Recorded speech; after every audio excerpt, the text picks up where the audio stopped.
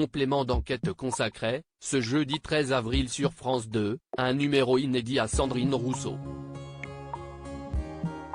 Pour comprendre d'où vient l'engagement féministe de la députée écologiste, nos confrères sont notamment allés à la rencontre de son père, Yves Rousseau, que l'élu de la NUP avait autorisé à les recevoir.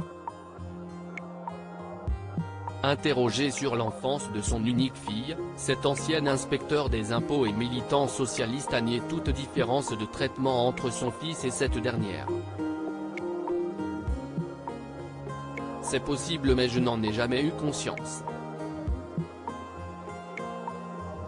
Elle va peut-être m'entendre dire quelque chose qui ne lui plaît pas mais non, on a tout fait pour que justement, cela ne soit pas le cas, a-t-il ainsi confié aux journalistes du magazine d'investigation.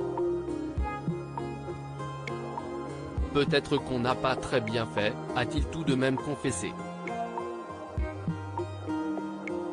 Et justement, la principale intéressée se souvient pourtant d'un traitement différent de celui de son frère et de ses deux cousins dont elle était très proche pendant l'enfance. Je subissais des injonctions qui étaient spécifiquement sur moi. Par exemple, je n'avais pas le droit de courir ou du moins quand je courais, ma grand-mère me disait « Non, ne cours pas, ça n'est pas féminin ». Je n'avais pas le droit de dire de gros mots alors que mon frère et mes cousins avaient le droit de le faire, etc. En fait, très vite, j'ai senti cette différence et je pense que je me suis construite autour du féminisme, a ainsi expliqué la quinquagénaire. Sandrine Rousseau, Éric Zemmour.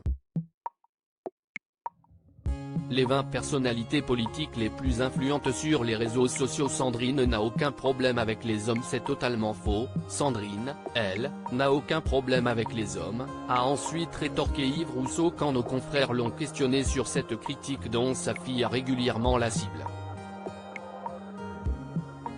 Et de préciser, au second degré, avec certains hommes qui effectivement ne respectent pas les femmes, alors là, c'est sûr qu'elle tire à la Kalachnikov.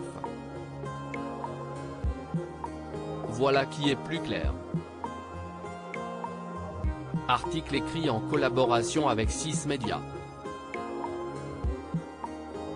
Crédit photo, capture d'écran France 2.